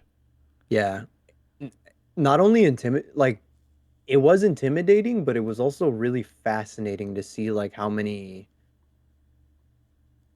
different things that happen in that world around you. Like every time you move, you roll for like the noise, and then there's a the room could be fine that you walk into, or it could be like in disrepair, or it could even be on fire, and like there's all these things to it, and like it really does a good job of like fleshing out the world in your mind. Yeah. It's almost like playing a D&D campaign, oddly enough. Yeah, it was really fun. I'm glad you dug it because like the whole time, every time we had an encounter, we were sitting there talking about like, oh shit, like because your character had to get into the nest. We found the nest pretty soon Pretty into the quickly, play. yeah. Oh yeah, and you were able to secure an egg, and then as soon as you left, was it the engine room that you ran into the fucking queen or something, or Yeah, one it of us, was an engine room. I and then spawned a, I spawned a queen, yeah. yeah, and it's like dude, it was cool because when you put yourself in that movie mentality, like, hey, this is an alien movie. She's like, hey, motherfucker, where you going with that egg? You know, she's It's like that's my baby. Give yeah, it back. and yeah, you definitely got the hang of the game really fast. Both games, even Fire Tower is so much easier to figure out than Nemesis is way more complicated. But you got the hang of it really fast, and we Yeah. almost won Nemesis. But remember, you actually escaped Oh. in your escape pod with the egg. You completed your mission. I died right after I completed my objective. I blew up with Mhm. the ship, and then we checked your contamination cards, and it said you were infected, so you died I anyways. died, yeah, dude. I got cheated. There's so many ways to lose that game. I still haven't won a single game yet. But yeah, so much fun, so much fun. Um, Um, Chelsea, I wanted Chelsea, to. go Oh ahead, no, go go ahead. ahead, go ahead. No, if you have more, because I was gonna move on from talking about Nemesis. Oh yeah, I was gonna say, I was just gonna add that I know somebody was clowning on me saying that paying $20 for Tabletop Simulator is basically like you get all these games for free. But I mean, it really is like Nemesis is fucking. It's $100 board game if I'm correct, and $100+. then I think it's like 120 for the base game, you have all the expansions on top of that, and the sequels and their expansions. and like you're spending a lot of money to own those board games physically, where in Tabletop Simulator you just pay the $20 and then you can go to the Steam Community Workshop and just download them straight up from there, and you have access to all the assets of these people that upload them because they have the physical games, and they're able to upload the all the little individual pieces in the board, and like they add their own little touches of like animations and things like that to like the game, and it really is like you get all these games for free for just the minimum of the $20, but it's like the return on the value, or the return of investment, is so much greater than how much you put in Yeah. initially for the game. Like No, I that totally agree with you. I want to that's say the point that I was trying to make, I wa- essentially. I'm pretty sure that the person in that video was talking because I said that. I was like, yeah, dude, you fucking pay $20 and then you get all these games for free. And they're like, yeah, you pay money, you get things for free. Makes total sense. And it's just like it's completely semantics. It's kind of like Yeah. our freebie forecast. That whole section is based except the Epic Game Store. Like Xbox Game Pass is a subscription. You have to pay for that. Yeah. PlayStation Plus is a subscription. You have to pay for that. Hmm. And then we talk about all these extra things that you're going to get on top of your subscription fee. So technically they're not free, but they're you know what I mean. Like it's just Yeah. semantics, really. Like Yeah. you, uh, it's But kind of like with kind of like going to like Disneyland or something. You pay X amount of dollars to get in the door, and then all the rides are free, right? But yeah. technically, those like if you want to talk semantics like the way that person was in the comments, like yeah, technically they're not free because you paid money to get in there, So Yeah. it just And then the food's not free, so you still got to pay for the food. but in tabletop sim you pay $20 to get in the door, and now you have like a million games at your disposal, like real games, real fucking games. Like Yeah. Nemesis is just Yeah. one. They have Fallout Monopoly in there. Like they have the Dark Souls board games in there. They have the Bloodborne board game in there. They have Settlers of Catan. They have name a fucking board game. Clue. They have fucking anything. Fucking Pretty much anything that you can think of, yeah, they have it on there. You just oh, download it dude. and it's easily accessible. Yeah, dude. Anyone out there who has a PC, look into Tabletop Sim if you haven't already. Browse the workshop, look and search for real life board games. Just about anything you can think of is probably going to be in there, man. Just about, just about. Not everything. Sure. There are some exclusions for I don't know copyright reasons. There are a couple of games that I've searched for that I guess the creators of the games didn't want them on there, but it seems like the folks behind Nemesis are like totally cool with it. They're just like, yeah, hopefully that if you ever can and you desire, like yeah, fucking buy it. And it's just like, dude, I totally would if I had the space and the money for sure. Yeah, Um, absolutely. yeah, Nemesis is a fucking awesome game. oh yeah, it's so cool, dude, so cool, and I would love to keep playing that with you guys, with you, and like maybe invite the guys in on it too if they want to, and then the second one, Nemesis Lockdown, is even cooler, dude. And I haven't even played that a single time yet, but I watched a Mhm. couple of playthroughs, and it's like even better, bro. I would love to play that with you guys. Excuse me. Hell yeah, dude. Yeah, Chelsea and I played a game on there called Plunder: A Pirate's Life. It's like a $50, $50 in real life kind of board game that's in there. It's Mhm. obviously inspired by Settlers of Catan. We had a blast playing that. It's basically Catan, but you're pirates and you're going around with your little pirate ships and collecting resources and all that stuff. It was so much fun, so funny. She was playing on her laptop, I was playing on mine. The only other thing I was able to actually get my Vita all set up to stream from the PC after connecting that Ethernet cable and everything, and I was able to Mhm. lay in bed with my computer screen off, and I was streaming Tabletop Simulator to my Vita with no lag at all, dude. Damn, Yeah, that's impressive. the controls took a little getting used to, but it was so dope, dude. I was even able to shut down the computer from the Vita once I was ready to conk out. It was awesome. So you're streaming those games from Steam, right? To your PS Vita? Yeah, basically, I just open up, I connect the Vita to the computer via this program called Moonlight. And on the Mhm. computer, I have, you can either have Sunshine or in my case, I have Apollo. And it creates a digital second monitor basically that doesn't exist, but it only, like, it exists as your Vita, you know? Mhm. And then from the Vita, you're connected to your computer. Then you hit a button that says Launch Steam Big Picture Mode, and then you can go through all your games. And I was even playing a few minutes of like Star Wars Battlefront. And I know that the Vita itself, or was it the PSP? One of them had a Star Wars Battlefront game on it, but I was playing the one that I have installed on Steam. Mhm. Anything I have on Steam, I can play fucking Helldivers on there. I can play Baldur's Gate. I can just stream it to the Vita. It's That's it's awesome. yeah. So like if I was playing a game on the computer, since I have my I'm a one bedroom apartment, I have it all set up in the bedroom. If Chelsea's ready to lay down and she's like, dude, the monitor's too bright. I need you to turn that off or something. Otherwise, I'm not gonna be able to fall asleep here. I'll be like, all right, cool. Fuck, man, I really wanted to keep playing. It's like no problem. I'll just like turn off my monitor, switch over to the Vita, and I'll come lay down and keep playing. It's fucking awesome, dude. Awesome. Dude, that's sick. I know some other fucker in the comments is gonna be like, just get a Steam Deck. Oh, I know, yeah, dude. If I had that money, I totally would. I totally would. I can hear it already. Just buy a Steam Deck. It's so much better. You can do the same thing. Oh yeah, yeah, yeah, and it's a bigger screen and all that. But this was 75 Yeah. bucks, and I'm totally stoked. I'm a Re- simpleton. Leave me alone. Yeah. I want to get a Steam Deck, honestly. But yeah, that it's really cool that you can do that with a PS Vita. I was gonna ask, do you think if you download something like RetroArch, you could like stream emulated games to your Oh PS yeah, Vita? yeah, 100%, 100%. Dude.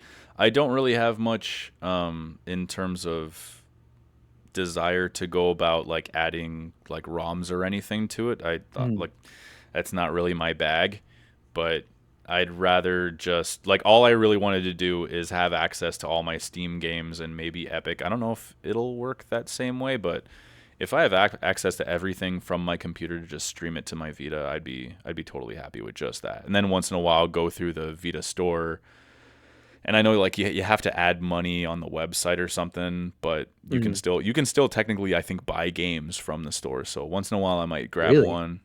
I think so. That's crazy. I'll have to look into it, but I think so. I think so. But yeah, let's move over to the rumor mill. We only have a couple of juicy little rumors here. Um, Number one, recent comments from Bloomberg's Jason Schreier have shed some light on Santa Monica Studios' highly anticipated next game, confirming it's not a new IP, but rather an existing PlayStation franchise that might feel like a new IP due to a significant refresh in the game's direction. Schreier also definitively debunked long-standing rumors that the project, led by God of War director Cory Barlog, is a sci-fi title, stating that such speculation is nonsense. While details remain scarce, he affirmed that development on the studio's next big thing is progressing well. So I kind of wanted to speculate on this together. Do you have Mm. any thoughts on what Santa Monica might be doing? Do we know if they're developing this God of War Metroidvania that people have been like talking about, or are I they having a separate team working on that? I think the rumor was that that was a separate team, but we don't Mm. know for sure. So it really could just be that. It really could. Mm. Um, but yeah, if it's not another God of War game, But it's also not a new IP. What could it be? It yeah, has to be God of War. I mean, right? Like, I would love to see God of War, but like in a different mythology, like Egyptian. Like the Egyptian Mm. one would be fucking so exciting, dude.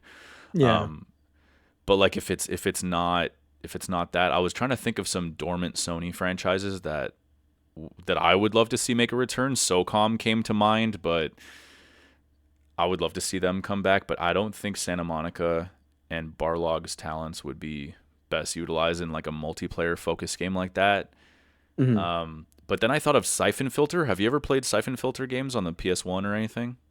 No, I've actually never even heard of them. Oh, really? No shit. I really liked them when I was a kid. They were possibly the first stealth action games that I remember playing. Yeah, there's a character, Gabe Logan. It's kind of like a secret agent shit. And Mhm. if they take on that story, it was a PS1 franchise, by the way. Like, I can imagine what Cory Barlog and the team at Sony Santa Monica can do with that, make it gritty and bring it forward. And we can even see a bit of a renaissance for espionage, secret agent type games. Like, since Metal Gear Delta is Metal Gear, dropping, yeah. 007 First Light is in the works. Splinter Cell remake is maybe coming next year, according to some insiders. Yeah, Siphon Filter would be awesome. I would definitely not be disappointed to find out that that's what they're working on. Um, and the only other one that came to mind was maybe the Order 1886. Do you remember that one? The PS4 when PS4 first dropped. Do you remember that? 1886? Nope. Yeah, Oh, the Order 1886. it, now that I'm looking at it, it actually looks very familiar, but I don't think I ever played it. This came out right around when the PlayStation 4 first came out? I think so. Yeah. Hmm. Um, that game had a shitload of potential, according to just about anyone and everyone who played it. They said it was cut super short, left everyone disappointed and wanting more. I remember being attracted to the whole steampunk Victorian type setting, Hmm. but I didn't get a PS4 until much later, and I'd already heard that the game was a huge letdown, so I never really thought much else about it. But I know that there is a pretty big community of fans around that game, and the setting and the backstory. These people would love to see the franchise make a comeback. So maybe it's that. That'd be cool. That would be cool. Yeah, that would be really cool. Damn, decade ago. Yeah, outside of God of War, do you have any idea what they could be working on? Especially since yeah, that like I heard that same rumor that Schreier debunked that Cory Barlog had been working on like a new sci-fi IP, like brand new IP in the sci-fi Hmm. realm. And I heard that same rumor a long, long time ago. It's been going around forever, and Hmm. him finally debunking it. That's yeah, that's pretty substantial, I think. Um, but yeah, I don't know. Do you For have me, any ideas? it's it's hard to predict because I was looking at like their release history, like to see what they've mainly worked on. And it seems like God of War has mostly been stuff that the main team has been working on, and like any other side projects they had other teams help them, especially Yeah. stuff for like the PS Vita, or things that came out like as spin-offs for God of War, and just other games as well. I don't know. They've only ever worked on God of War, so I Yeah, it's the kind of only hard to thing, think that they would do yeah, anything else, right? yeah, the only other thing I can think of in my mind is just God of War. That's it. But like maybe not a spin-off, maybe like a prequel or a continuation. Maybe not of the Norse saga, but maybe like Kratos. Because I think at the end of Ragnarok, he separates from Atreus, That's a right? spoiler. Oh, is that a spoiler? Bro, It the is a game's been out for spoiler. so long. I know, but some people might not want to hear Ah, fuck them. They've had plenty of time to play that shit. that. Maybe I'll beep that out. I don't know. We'll see. That's totally fine. You can blur that out. But Okay. yeah, I mean like Kratos separates his ties from the Norse mythology at the end of Ragnarok. It seems like it to me, like the story is kind of like left. Am I still giving spoilers here? Does that count as Yes. spoilers? Yes. Absolutely. Then I can't say anything then. But for me, it's just God of War. I'm not gonna Okay. say anything more than that then. If I'm just gonna keep dropping bombs on people, I might as well just end it there. But yeah, I can't imagine them touching anything else. It's got to be just another God of War. Yeah, I can't find a solid enough argument against that, honestly. I really can't. So, I don't know. I I have points and arguments and speculation, but I can't say anything because then it would be spoilers. I see. I got you, bro. No That's worries. basically my whole conversation strategy.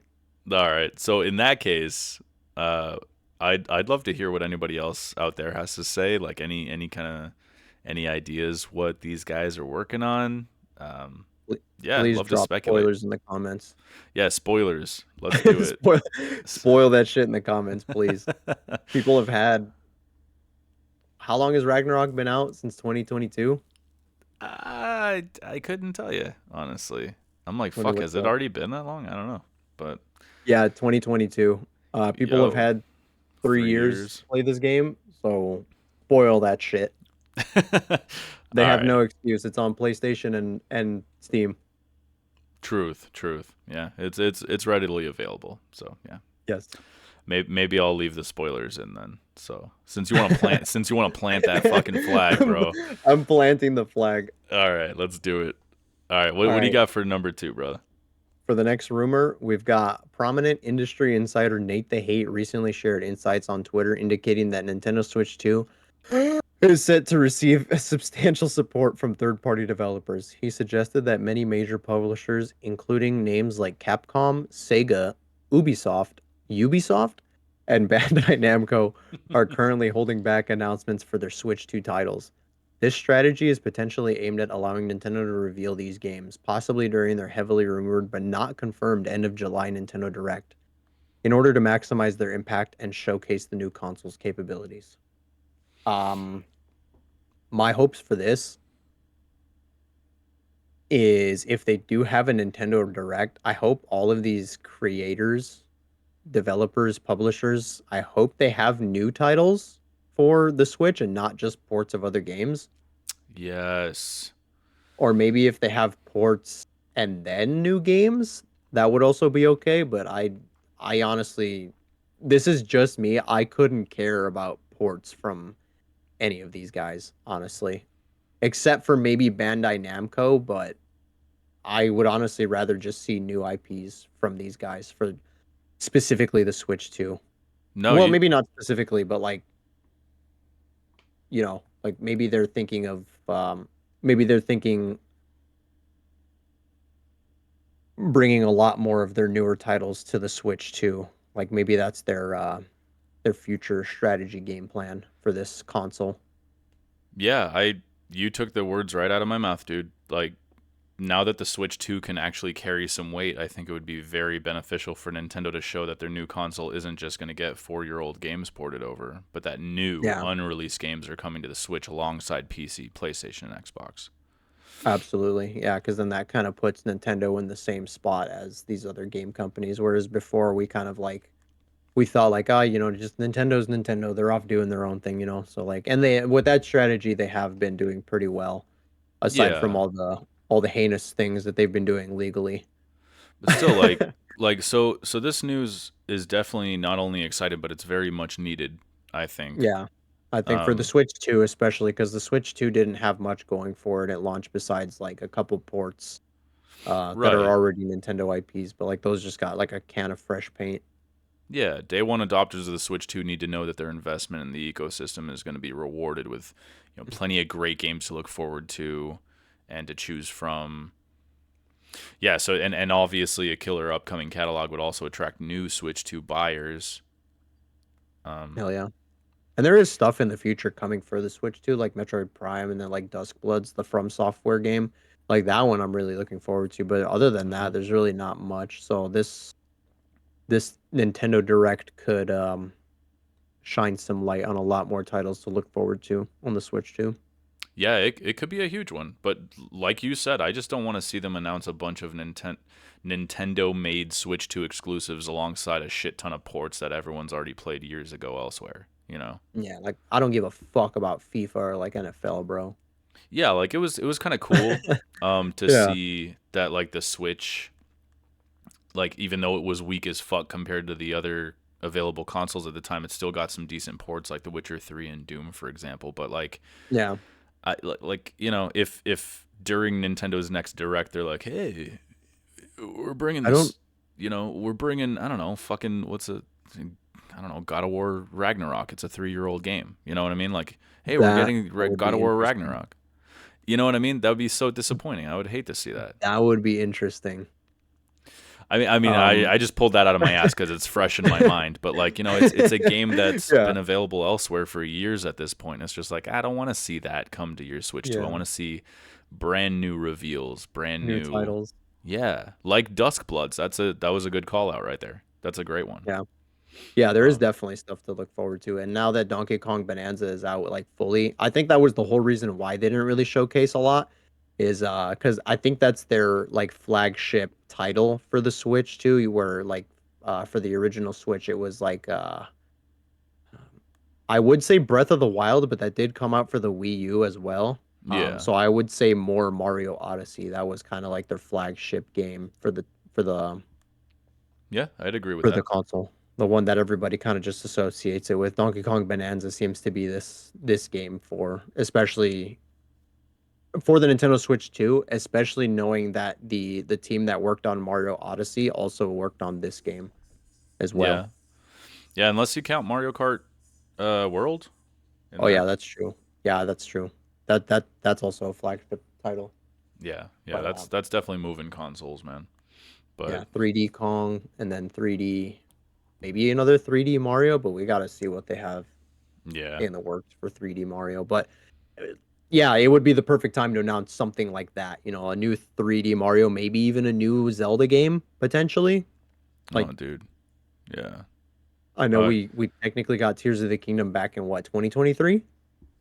oh, years and stuff. I'd have to like look them up. I don't know, but I'm gonna go ahead and believe you.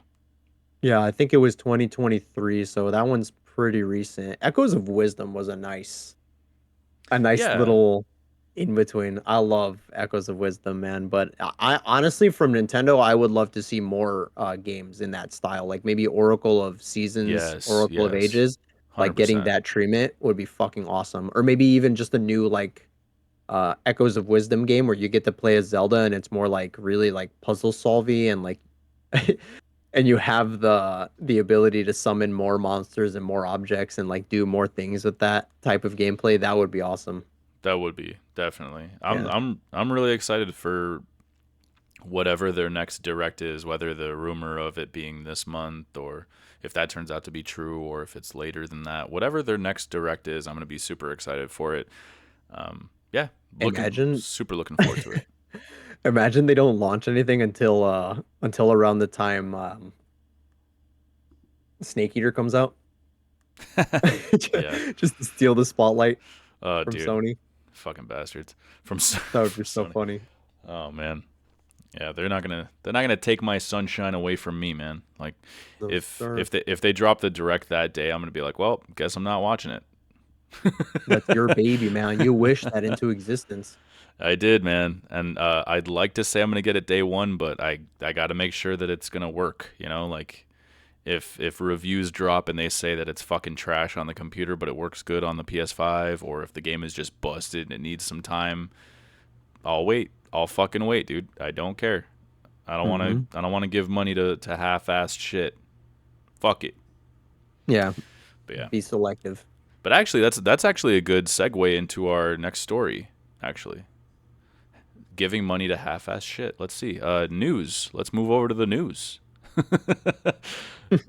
There's only one news item this week, which is kind of good because it is a pretty loaded episode right now. So for number one, the ongoing Subnautica 2 controversy has erupted following publisher Krafton's decision to remove Unknown Worlds' co-founders Charlie Cleveland, the game director, and Max McGuire, along with CEO Ted Gill, and replacing them with Steve, I'm going to probably butcher his last name, Papoutsis? Papoutsis. What about this? Papoutsis. Sorry, buddy. Crafton initially claimed the move was for a, quote, faster development cycle, end quote, and later accused the outside leaders of neglecting their responsibilities and prioritizing a personal film project, leading to Subnautica 2 delays and insufficient early access content. This closely coincided with the game's early access target shifting from 2025 to 2026. I don't know why I said 2000 instead of just 2026, but anyways, which coincidentally negated a significant performance-based earnout clause of up to $250 million, 90% of which was slated for the three ousted executives. Charlie Cleveland vehemently denied Krafton's allegations, asserting the game was ready for early access, and has since filed a lawsuit against Krafton for wrongful dismissal, fueling accusations from the community that Krafton's actions were a deliberate attempt to avoid the massive payout, despite Krafton's subsequent move on July 15th, 2025, to extend the bonus period. There was so much here. Like, do you have Mhm. any thoughts on this? Because this is another one of those situations where there's just so much conflicting information that it makes it really difficult to take a side or form an opinion. Yeah, that's kind of where I'm at. I'm not really sure who's maybe there isn't a side to take in this. It seems so chaotic because there's a lot of accusation coming from both sides. Right. Um, it's really difficult to say because on one side, someone's saying, "Hey, this game is ready to ship out," like there's no issues with it, and then on the publisher side, it's like, "No, this needs a lot more," you know, like we're willing to extend the bonus payout like time frame, but like we need more content for this to be early access, Yeah, dude. and then the Crafton's accusing the what is it, the higher ups, the higher up development team. Yeah, let's call them um the founders or the executives or whatever. yeah, saying that the executives, it seems like to me they're saying that they didn't really spend a lot of time in the office and they were just doing like side projects. Yeah. um really not contributing much to the creation of Subnautica 2, but I'm not really sure if that's like it's kind of up in the air, I don't know if that's entirely true. I don't really know who to trust in this situation. Um Hopefully we can get more detail when legal proceedings happen because it seems Yeah. like that's how it's going to go. It looks like the executives are suing Crafton over Yeah. this bubkiss. Yeah, so they probably have a decent case maybe. Maybe. Um, We'll see, so I yeah, guess. hopefully we get more detail as this kind of evolves, but it's hard to say right now. There's too many accusations flying around out there and then rumors on top of that as well. Yeah. Yeah, you already touched on a couple of the notes I wrote down here. I remember my initial thoughts were like, yeah, figures, fucking bunch of greedy ass publishers being greedy ass publishers, sue the cunts, Hmm. case closed, right? Hmm. But then like you were saying, there was the leaked document that Crafton confirmed it was legit, showing like all the missed milestones that were necessary for early access and this Hmm. fucking bag of cash, and yeah, so if these guys weren't present or involved enough during the development of the game, they said it was causing like confusion in direction and significant delays amongst the team and shit. Like it kind of Hmm. makes it seem like these three founders are some entitled douchers just looking for a massive paycheck without upholding their Yeah. end of the agreement, you know? But Yeah, looking for a quick payout. yeah, just kind of skirting by on the fact that they founded the studio. You could just you could just picture one of them going, "Yeah, I founded the studio that made Subnautica. Subnautica. It's a pretty huge video game, basically the modern Miyamoto." Yeah, right. So, who Oh all man. wants to suck my dick? You want to I line up? also saw that like a lot of the bonus money will end up going to the executives. I think over Yeah, 90%, which is 90%. crazy. Yeah, A dude. crazy amount of like 250 million, like of the sum of the 250 million, 90% of that is going to the executives and only 10% is being left for the people that are actually working on the game. Yeah, And and, if what and Crafton is saying is, oh, sorry, go ahead. no, no, no. I want you to finish your thought. I'm sorry. I was gonna jump in there with some math. I'm sitting here doing some math. Oh, I was just gonna say, shit, don't tell me I forgot. No, if Fuck. Crafton says you were saying like if Crafton says what like these guys aren't. Oh yeah, like if they're not putting in their fair share of work, maybe they don't deserve the 90% of the bonus, Yeah, you because when know. you divide that up, that's $75 million each between the three of them. Uh, Because America loves to give the most to the fewest. uh, But even so, the other 10% comes to 25 million. Divide that by 40 devs, which is what they said. There's about 40 devs, so that's about $625,000 each. That's not a bad bonus at all. I really Actually, hope yeah, they that's see not it. bad at all. I hope they see it. But yeah, just like knowing that these guys, just because they founded the fucking studio, get like 75 million each, like that's kind of fucking crazy. Especially like you said, if they're not there. Oh, actually, let me jump back to this here because I actually did write down some of the shit that the doc said was missing. Mhm. They were missing this for early access. These are some of the milestones that they didn't hit. So check this shit out. 2 fewer biomes than originally planned. 12 Mhm. missing creatures. 1 new vehicle. A whole fucking game mode was removed. And the networking was switched from dedicated servers to peer to peer. Approximately 6 hours of story content had been cut or delayed, meaning only 1 chapter was implemented instead of the 2 originally targeted. Mhm. Customization features for playable characters were scrapped. And the document stated that the game, quote, currently lacks the freshness and volume expected of a sequel, and continued on to say it needed to enhance the content volume and level of polish before launching, end quote. That's a lot of shit. Mhm. Like, so it's like Yeah.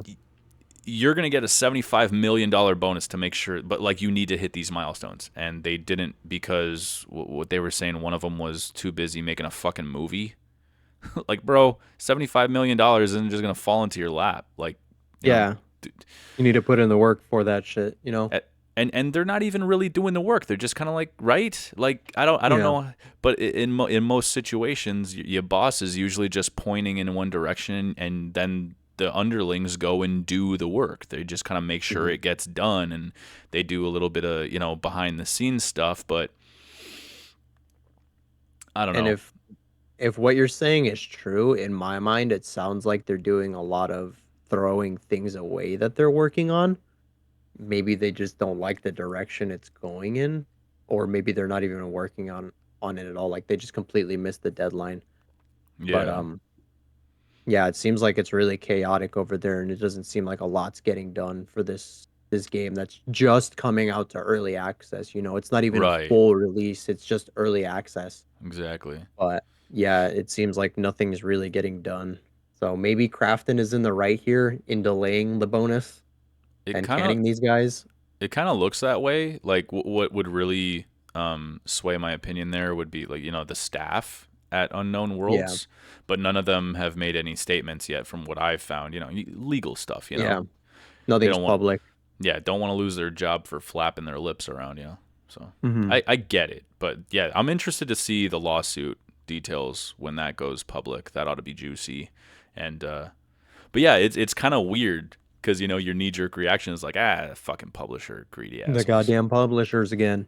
But yeah, it really could be either or. Right now, I'm sitting here fucking like ripping on both the publisher and these three guys, and I have Yeah, no idea. we have they, no idea. they, Yeah, these guys could be the nicest people in the world, and I'm making them sound like douchebags. Um, yeah, but whatever. We don't know. So, but yeah, like what it really comes down to is the game. Like, I hope this doesn't lead to a shitty product because then you're gonna have millions of disappointed fans out there. It's a yeah. pretty People that like are highly looking forward. anticipated game, dude. People love Yeah, Subnautica.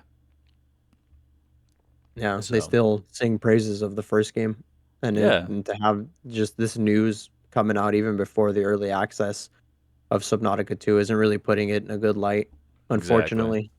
Exactly. But unless you have anything to put a stamp on that, I say we just move on for now until we get more details on this story. It's interesting. No, yeah. You hit the nail on the head with that last comment. I was thinking about like maybe we if we could just get like some details from the people working on the inside, but obviously you're right. Maybe there's some legal Yeah, they're mumbo not going to be able jumbo. to say. Yeah, they're not going to be able to say anything, I don't think, right now. But No. it'll go public at some point, I'm sure. Yeah. Maybe Schreier will write a killer article about it, and we can sift through that. That'd be On cool. another episode of Perhaps. Dragon Ball Z. I wonder if I'm gonna Yeah. get sued for that. Good job. Good job. You sunk us, I've bro. Just I've with sunk that. us. Yeah. We're My we're over. battleship. We got to go talk to Disguster, the CEO of Glitch Ass Entertainment. Be He's gonna like, lay his he's gonna lay his eggs on me. right in your fucking eyeball. Disgusting. All right, brother. Let's move to community corner. You got this. You got this. Yes, sir. So for the community corner, we're asking the community this week. I thought this would be an interesting question to ask, Oh but yeah, I love this. what would you consider your personal golden era in gaming? Meaning, at what point in your life did it seem like gaming was just not going to get, or maybe not going to get any better, but like that was the time to be alive to experience Oh, the dude. best of gaming? Oh yeah. Yeah, it's a great question. I commend you for that. You're much better at coming up with good community corner questions than I am. I'm sitting here like, Mhm. what's your favorite video game soundtrack? I will say though, this question is kind of similar to the one that we had last week. I actually don't even remember what the one that we had was No, last the week. last week was like which game like affected you in a way Oh, that what you had weren't yeah, expecting and shit. Yeah, that was a great one. I love that. game that had an impact on you. But Yeah, yeah, yeah. yeah, our buddy Maximus here gave us a reply to that. This is his words. Maximus says, "That's a hard one. I feel like the '90s and the 2000s both hold a golden age. You had 4 Sega systems released, 8 Nintendo systems, including the handhelds, 3 PlayStations, and the Xbox and Xbox 360, not to mention the evolution of PC gaming. But to answer the question, from 1990 to 2010 was the golden age of gaming, and unfortunately, we will never see something like that again. But I am so grateful that I got to experience it." Beautiful. That yeah, I like that, but that is a pretty huge window there. That's a Very huge much so. window. But So, I kind of get what he's saying though, because like oh yeah. that was like Nintendo Entertainment System era, like the Sega consoles. Like back in the day, there was just a lot more shit that you could get your hands on in terms of gaming. It wasn't necessarily cheaper, but you definitely had a lot of options back in the day in terms of like consoles and the types of games that came with those consoles. And then like you got the the following generations, and then you got like all the computer like gaming consoles as well that kind of started popping up here and there. I'm not too familiar with those, unfortunately, but I know that was a thing kind of happening at the same time that all Well, these consoles were jumping in. So it was like it was really like a time to be alive. oh, But for sure. For sure. What yeah, like but what was yours if you had to say like what was your golden age for you personally? Cuz I know you're like I, 10 years younger than Maximus and I. I actually agree with Maximus. I grew up with the Super Nintendo, and I don't remember that one too much, unfortunately. But I do remember I played it because like some of my favorite games on there were Kirby Superstar Ultra and Super Mario World, I want to Mm, say. And then yeah. like the Mario Brothers games, obviously, and like Yoshi's no, not Yoshi's Story. That was in 64. What the hell was Yoshi's uh Cookie. Yoshi's Island? Yoshi's Island, yeah. I think that was Yeah. Super Mario World 2, Yoshi Island, or Yeah, something like Super that, huh? Mario Advance 2, Yoshi's Island. So like there Advanced. were some games on there that I fucking loved. Like they were awesome. And then N64 was where really I started gaming. Um Spent a lot of time playing Super Mario 64, Paper Mario. Unfortunately never got to play Ocarina of Time though. Never owned that one. Oh, it's Um timeless. It's timeless, man. So if you have Nintendo Online, it's available to you, man. mhm. It's still great. Like there's nothing wrong with that game at all. Like the controls are still great. Everything's good. Dude, you should play that. It's essential and it's not overly complicated or anything. It's excellent. Very nice. I um I did play a little bit of Ocarina of Time on the DS when it got its little remake. Yeah, it's the best place to play it, honestly, if you ask me. Yeah, Yeah. I was really enjoying the combat in that one because I think the thing I hate about the N64 version is I don't have motion controls for aiming the the Oh, bow and arrow. that's so funny, dude. Like the thing that I thought was better on the 3DS, I think is what it was, right? Because that's Hmm. where I have it on the 3DS. Hmm. Um, the thing that was so much better on that than on the 64 is especially when you get to the water temple, you have to keep going back to your inventory and switching out and into your iron boots to like Mm. sink or float and stuff, and you had to constantly keep going back into your menu. But on the 3DS, it's just there at the It's bottom on of the the second screen. screen. Yeah, it Yeah, was just I was like, oh, that is a nice little quality of life change. loved it, loved it. But yeah, I didn't even consider the gyroscope and all that stuff. Yeah, that would definitely be helpful. Yeah, I love that shit. I love gyroscope aiming. But yeah, N64, I grew up with the PlayStation 2. Oddly enough, I skipped the first one. Um, and then from there, GameCube. Oh man, I fucking love the GameCube. I still have my original one. Yeah, that's crazy, dude. You guys are going like super big. Like I went to like one generation in my answer. I was like, dude, that's a pretty big window. 1990 to 2010. You might as well have just said like 1987 to fucking 2024 was the Yeah, best right. time to be alive. It's like, dude, that's like When that games encompasses when most of games it. were basically my entire lifetime, yeah. Yeah, I I'm gonna jump in and say Oh, the seventh generation of consoles was the best. was the 360 PlayStation 3 era? Yes. Yeah. I Yeah, was actually working my way up to that. I was going to say the 360 era has to be my golden era. that is the golden era. Like there's no That is question the for it. golden era. I don't think gaming gets any better than that, bro.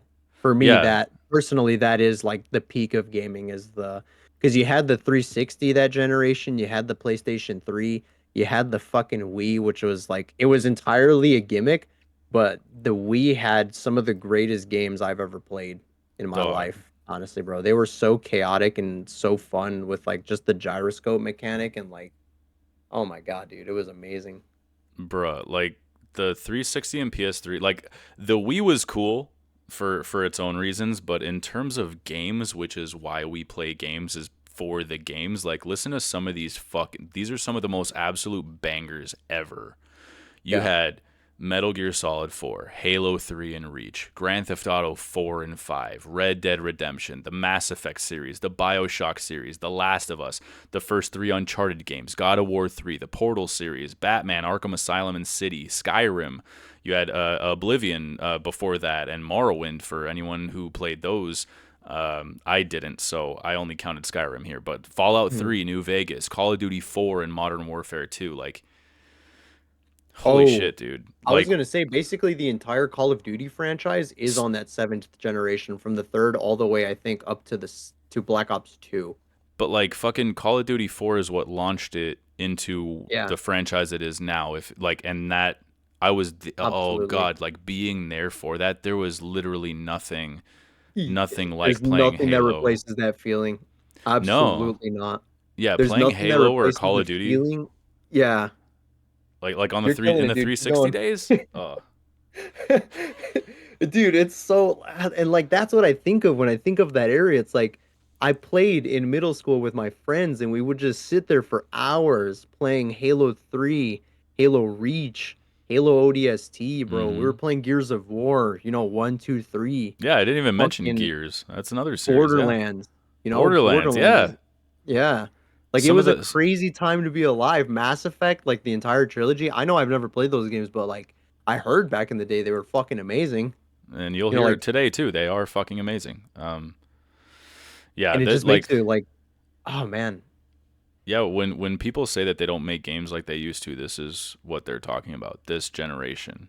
Like I think they I loved gaming in my childhood, but nothing compares to this generation to me. absolutely not, bro. I think when everybody thinks like peak gaming, we all think the same thing. Like it has to be like 360 PS3 era Yeah, with the Wii. 100%. Like it does 100%. not get any better than that. It honestly just goes downhill from there. Obviously, we'd like to hear anybody else's opinions on this because yeah, that's just our opinion. And you know, anybody out there who was born in a different time, maybe you were born and started gaming after that After generation. Like that what do golden you era, yeah. remember? What was your golden age of gaming? We would love to hear it, man. Let's Man, talk. some Gen Z kids out there are gonna call us like fucking old ass men, bro. I'm 28. I'm still Yeah, like relatively young. nah, you're relatively Like, a boomer, and I'm basically yeah, a walking I sound corpse. like a boomer just talking about fucking 2007 era games. But a lot of these got remastered and remade for the modern generations. So Mhm. maybe a bunch of the younger folks out there have actually played some of these games and still Maybe. appreciated them. Who knows? But but yeah, that's Yeah. basically our show. Let's move over to the glitch out. Yeah, let's Um, glitch out. But actually, before we move on, yeah, just let us know, please, what you guys think your golden era is for yeah, dude, gaming. want to hear it, man. We want to hear it. Let Yeah, us talk to us. know. We'll be in the comments. But yeah, check us out on TikTok, Instagram at Glitch Ass Entertainment. We're now on Spotify, so check us out there. Please consider leaving us a good review if you feel so inclined. We'd really appreciate that. Like, subscribe, bell icon, all that other shit you hear people on YouTube say a million times. Until next time, keep gaming and glitching, baby. Bye bye.